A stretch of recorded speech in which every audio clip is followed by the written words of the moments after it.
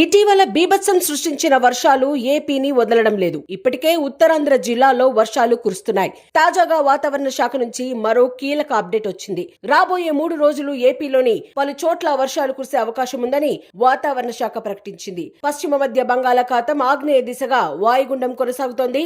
దీంతో ఏపీకి 3 రోజుల పాటు వర్ష సూచన ఉందని వాతావరణ శాఖ అంచనా వేసింది. బుధ, గురు, శుక్రవారాల్లో ఉత్తర కోస్తా, దక్షిణ కోస్తాలో వర్షాలు కురుస్తాయని అధికారులు స్పష్టం చేశారు. పలుచోట్ల తేలికపాటి నుంచి ఓ మోస్తారు వర్షాలు కురిసే అవకాశం ఉంది. గంటకు 30 నుంచి 40 కిలోమీటర్ల వేగంతో ఈదురుగాలులు వీచే ఛాన్స్ ఉంది. ఈదురుగాలులు వీచే అవకాశం ఉండటంతో ప్రజలు అప్రమత్తంగా ఉండాలని అధికారులు సూచించారు. ముఖ్యంగా తీర ప్రాంత ప్రజలు అలర్ట్ గా ఉండాలని స్పష్టం చేశారు.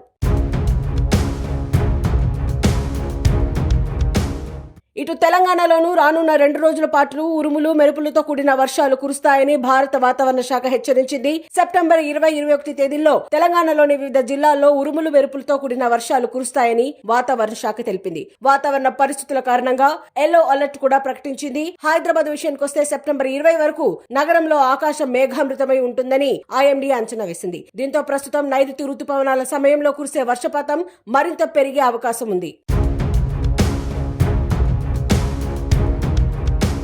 ఇదిలా ఉంటే విజయవాడలోని ప్రకాశం బ్యారేజీ వద్ద కృష్ణమ్మ శాంతించింది. అయితే తెలంగాణకు మళ్లీ వర్ష సూచన ఉన్న నేపథ్యంలో ఎగువన వర్షాలు కురిసి వరద ఉధృతి పెరిగే అవకాశం ఉందని అధికారులు భావిస్తున్నారు. ఇటు ప్రకాశం బ్యారేజీ వద్ద ప్రస్తుతం హెచ్ బ్లాక్ ఆపరేషన్ చేపట్టారు. 2 భారీ పడవలను ఇనుప గడ్డర్లతో అనుసంధానించి బోట్లను తీయాలని నిర్ణయించారు.